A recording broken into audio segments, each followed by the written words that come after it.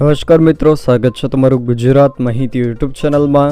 આજના તાજા અને મહત્વના આપ સૌનો ઉપયોગી 15 મોટા સમાચાર વિશે આ વિડીયોમાં વાત કરીશું, તો છેલ્લે સુધી જોતા રહેજો। આજના સૌથી પહેલા સમાચાર વિશે વાત કરીએ તો પશુપાલકો માટે સારા સમાચાર આવ્યા છે। અમૂલના પશુપાલકોને આ વર્ષે ₹525 કરોડનું બોનસ ચૂકવવામાં આવશે। અમૂલ ડેરીના ચેરમેન ખેડામાં એક કાર્યક્રમ દરમિયાન જાહેરાત કરી કે આ વખતે પશુપાલકોને ₹525 કરોડ રૂપિયાનું બોનસ ચૂકવવામાં આવશે, જેને લઈને પશુપાલકોમાં ખુશી વ્યાપી છે। જોકે આ ડેરીમાં 18,000 દૂધ મંડળીઓ સાથે 36 લાખથી પણ વધુ ખેડૂતો સંકળાયેલા છે। તેમના માધ્યમથી રોજના 3.5 કરોડ લીટર દૂધ એકત્રિત કરવામાં આવે છે, તેમજ રોજના 150 કરોડનું પેમેન્ટ ડાયરેક્ટ બેનિફિટ ટ્રાન્સફરથી સિસ્ટમથી કરવામાં આવે છે। ત્યારબાદ મહત્વના સમાચાર વિશે વાત કરીએ તો રાજ્યમાં ગરમીનો પ્રકોપ શરૂ। રાજ્યમાં આકરા તાપનો પ્રભાવ શરૂ થઈ ગયો છે। ગઈકાલે રાજ્યના મોટાભાગના શહેરોનું તાપમાન 38 ડિગ્રીને પાર નોંધાયું હતું, જેમાં રાજકોટમાં સૌથી વધુ 39.9 ડિગ્રી, સુરેન્દ્રનગરમાં 39.5 ડિગ્રી, અમદાવાદ અને વડોદરામાં 38.6 ડિગ્રી, ભુજમાં 39.8 ડિગ્રી, ગાંધીનગરમાં 38.5 ડિગ્રી અને ડીસામાં 38.4 ડિગ્રી તેમજ ભાવનગરમાં 37.4 ડિગ્રી તાપમાન નોંધાયું હતું। જોકે આગામી થોડા દિવસમાં રાજ્યમાં તાપમાન 39 ડિગ્રી સુધી પહોંચે તેવી પણ શક્યતા છે। ત્યારબાદના મહત્વના સમાચાર વિશે વાત કરીએ તો ગુજરાતમાં સ્વાઇન ફ્લૂનો કહેર જોવા મળી રહ્યો છે।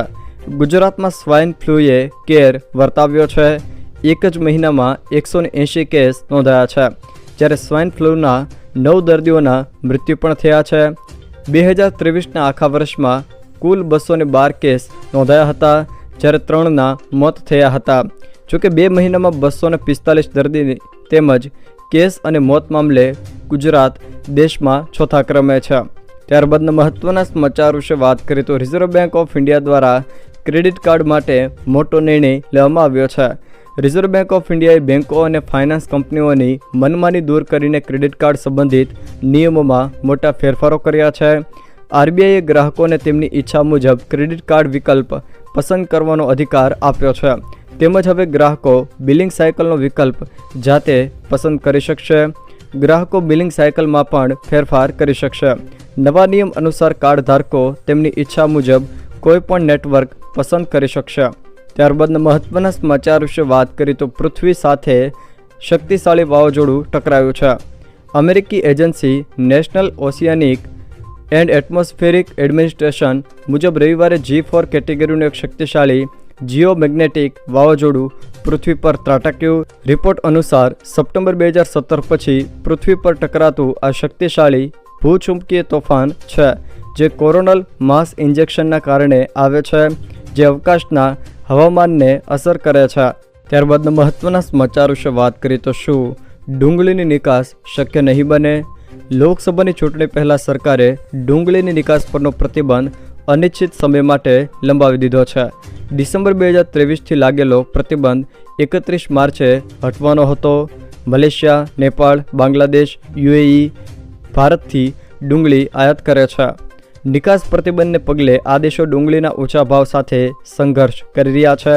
જોકે વર્ષ 2023-24માં ડુંગળીનું ઉત્પાદન ઘટવાની પણ શક્યતા છે। પ્રતિબંધને કારણે ખેડૂતોને પણ નુકસાન થઈ રહ્યું છે। ત્યારબાદ મહત્વના સમાચાર વિશે વાત કરીએ તો લોકસભા ચૂંટણીને લઈને કોંગ્રેસે ઉમેદવારોની નવી યાદી જાહેર કરી છે। કોંગ્રેસે લોકસભા ચૂંટણી 2024 માટે ઉમેદવારોની નવી યાદી જાહેર કરી છે। આ યાદીમાં કોંગ્રેસે રાજસ્થાનની 4 બેઠકો માટે ઉમેદવારો જાહેર કર્યા છે, જેમાં અજમેરથી રામચંદ્ર ચૌધરી, રાજસમંદથી સુદર્શન રાવત, ભીલવાડાથી ડૉક્ટર દામોદર ગુર્જર અને કોટાથી પ્રહલાદ ગુંજલને ઉમેદવાર બનાવવામાં આવ્યા છે, જ્યારે તમિલનાડુથી તિરુને લવેલી સીટ પરથી એડવોકેટ રોબર્ટ બ્રુસને ટિકિટ આપવામાં આવી છે। ત્યારબાદના મહત્વના સમાચાર વિશે વાત કરીએ તો આ માટે 31 માર્ચ અંતિમ તારીખ છે। નાણાકીય વર્ષ 2021-22 માટે સુધારેલ આવકવેરા રિટર્ન ફાઇલ કરવા 31 માર્ચ છેલ્લી તારીખ છે। તેમાં ભૂલ રહી તો બાકી ટેક્સની રકમ પર 200% દંડ વસૂલવામાં આવી શકે છે। જોકે આમાં 5 લાખથી વધુની આવકના કેસમાં ₹5,000, 5 લાખ સુધીની આવકમાં ₹1,000નો દંડ ભરવો પડી શકે છે. 31 ડિસેમ્બર બાદ ભરશો તો 10,000 રૂપિયા સુધીનો દંડ પણ થઈ શકે છે. ત્યારબાદના મહત્વના સમાચાર વિશે વાત કરીએ તો ગુજરાતમાં AIMIM ઉમેદવારો ઊભા રાખશે. લોકસભાની ચૂંટણીમાં અસદુદ્દીન ઓવૈસીની પાર્ટી AIMIM ઝંપલાવશે અને ભરૂચ બેઠક પર પોતાના ઉમેદવારો ઊભા રાખશે. પસંદગી પ્રક્રિયા માટે પાર્ટીએ પ્રોસેસ પણ શરૂ કરી છે. ભરૂચમાં ભાજપ, આમ આદમી પાર્ટી તેમજ ગાંધીનગર બેઠક પર ભાજપ સામે મુકાબલો થશે. AIMIM ગુજરાતમાં રાજકીય સમીકરણોમાં પરિવર્તન લાવી શકે છે. માત્ર 2 જ સીટ પર જ ઉમેદવાર ઊભા રાખવાના પાર્ટીના નિર્ણયને પગલે રાજકીય વર્તુળોમાં ચર્ચાનો વિષય બન્યો છે. ત્યારબાદના મહત્વના સમાચાર વિશે વાત કરીએ તો અમરેલીનો ગઢ કોણ જીતશે? 2019ની અમરેલી લોકસભાનું રિઝલ્ટ જોઈએ તો ભાજપના નારણ કાછડિયાને 5,29,035 મત, જ્યારે કોંગ્રેસના પરેશ ધાનાણીને 3,27,604 મત મળ્યા હતા. નારણ કાછડિયા 2,01,431 મતે જીત્યા હતા. જોકે આ વખતે બંને પક્ષે નવા ઉમેદવાર ઊભા રાખ્યા છે. કોંગ્રેસે જેનીબેન ઠુમ્મરને ટિકિટ આપી છે, જ્યારે ભાજપે ભરત સુતરિયાને ગઈકાલે ઉમેદવાર તરીકે જાહેર કર્યા છે.